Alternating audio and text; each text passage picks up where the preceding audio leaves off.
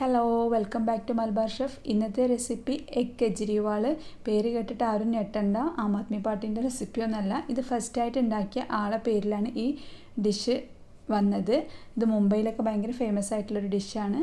അപ്പോൾ അത് നമുക്ക് ഉണ്ടാക്കാൻ തുടങ്ങാം. അതിന് വേണ്ടിയിട്ട് ഞാനൊരു പാൻ അടുപ്പത്ത് വെച്ച് 1 ടീസ്പൂൺ ബട്ടർ ഇട്ട് കൊടുത്തിട്ടുണ്ട്. അപ്പം ബട്ടർ ഇട്ട് കൊടുക്കുമ്പോൾ തീ കുറച്ച് വെക്കുക, അല്ലെങ്കിൽ പെട്ടെന്ന് കരിഞ്ഞു പോകും. ഇനി അതിലേക്ക് 1/4 കപ്പ് ക്യാരറ്റ്, ക്യാപ്സിക്കം, സവാളയും കൂടെ ചെറുതാക്കി നുറുക്കിയെടുത്തതാണ്, അതിട്ട് കൊടുക്കുന്നുണ്ട്.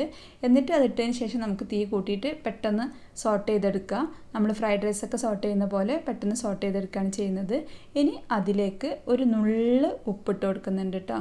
ഒരുപാട് വേണ്ട, ഒരു നുള്ള്. അതായത് കുറച്ചല്ലേ നമ്മൾ വെജിറ്റബിൾസ് എടുത്തിട്ടുള്ളൂ. വെജിറ്റബിൾസ് ഓരോരുത്തരുടെ ഇഷ്ടത്തിനനുസരിച്ച് ചേർത്ത് കൊടുക്കാം.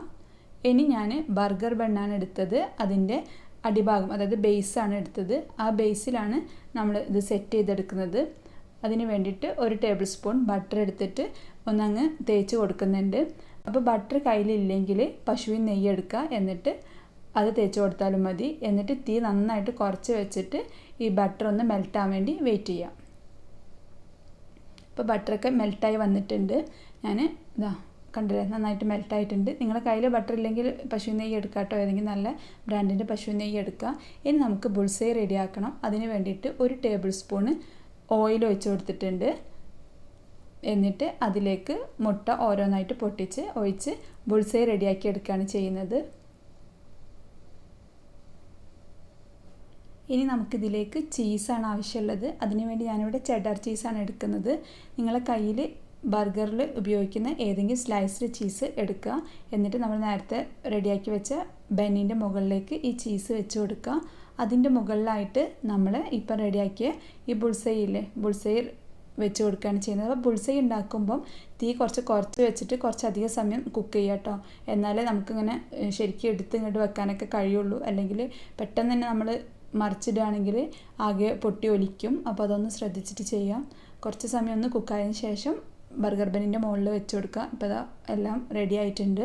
ഞാൻ അതിൻ്റെ മുകളിൽ വെച്ച് കൊടുത്തിട്ടുണ്ട്. എന്നിട്ട് തീ കുറച്ച് വെച്ചിട്ട് തന്നെ എല്ലാതും നമ്മൾ ഞാൻ 4 എണ്ണം സെറ്റ് ചെയ്തു. 4 എണ്ണം നമ്മൾ നേരത്തെ പാനിലേക്ക് വെച്ച് കൊടുക്കുകയാണ് ചെയ്യുന്നത്. തീ കൂടിപ്പോവരുത്, തീ കുറച്ച് വെക്കുക. ഇനി നമുക്ക് ഈ ചീസ്, ഇതിലിപ്പോൾ നമ്മൾ വെച്ച ചീസില്ലേ, അതൊന്ന് മെൽട്ടാവണം. അത് മെൽട്ടാവുമ്പം നല്ലൊരു ടേസ്റ്റാണ്. ചീസ് മെൽട്ടായതും പിന്നെ ബുൾസൈയും വെജിറ്റബിൾസും ഒക്കെ വരുമ്പോൾ നല്ലൊരു ടേസ്റ്റാണ്. കുട്ടികൾക്കൊക്കെ ഭയങ്കരമായിട്ട് ഇഷ്ടപ്പെടും. ഇനി അതിൻ്റെ മുകളിലേക്ക് കുറച്ച് ഉപ്പ് സ്പ്രിങ്കിൾ ചെയ്ത് കൊടുക്കുന്നുണ്ട്. അതുപോലെ തന്നെ കുറച്ച് കുരുമുളക് പൊടിയും കൂടെ ഇട്ട് കൊടുക്കുന്നുണ്ട് കേട്ടോ. അപ്പോൾ കുരുമുളക് പൊടിയൊക്കെ ഓരോരുത്തരുടെ ടേസ്റ്റിനനുസരിച്ച് കൂടുതലും കുറവൊക്കെ ഇട്ട് കൊടുക്കുക. എരിവ് അധികം വേണമെങ്കിൽ അധികം ഇടാം. ഞാൻ കുറച്ചേ ഇടുന്നുള്ളൂ. മക്കൾക്കൊക്കെ എരിവ് കുറച്ച് മതി. അതുകൊണ്ട് പിന്നെ ഇതിൻ്റെ കൂടെ തന്നെ ചില്ലി ഫ്ലേക്സ്, അതായത് ഉണക്കമുളക് പൊടിച്ചതുണ്ടെങ്കിൽ അതും ചേർത്ത് കൊടുക്കുക, ഒന്നും കൂടെ സ്പൈസി ആവണമെങ്കിൽ. ഇനി നമ്മൾ നേരത്തെ റെഡിയാക്കി വെച്ച വെജിറ്റബിൾസ് നമ്മൾ വാട്ടിയെടുത്തില്ലേ, അത് ഇട്ട് കൊടുക്കുക. അതിൻ്റെ മുകളിൽ ആ വെള്ള ഭാഗത്തേക്ക് ഇട്ട് കൊടുത്താൽ കുറച്ചും കൂടി കാണാനൊരു ഭംഗിയുണ്ടാവും. പിന്നെ മക്കൾക്ക് കൊടുക്കുമ്പോൾ ഇപ്പോൾ ഫുള്ളി ഹെൽത്തിയായി, അതായത് മുട്ടയും ചീസും പിന്നെ വെജിറ്റബിൾസും എല്ലാം കൂടി വരുമ്പോൾ. ഇനി മുകളിൽ കുറച്ച് പച്ചമുളക് ഇട്ട് കൊടുക്കുന്നുണ്ട് കേട്ടോ. പച്ചമുളക് നേരത്തെ വഴറ്റിയിട്ടില്ല, വഴറ്റാതെയാണ് ഞാൻ ഇട്ട് കൊടുക്കുന്നത്.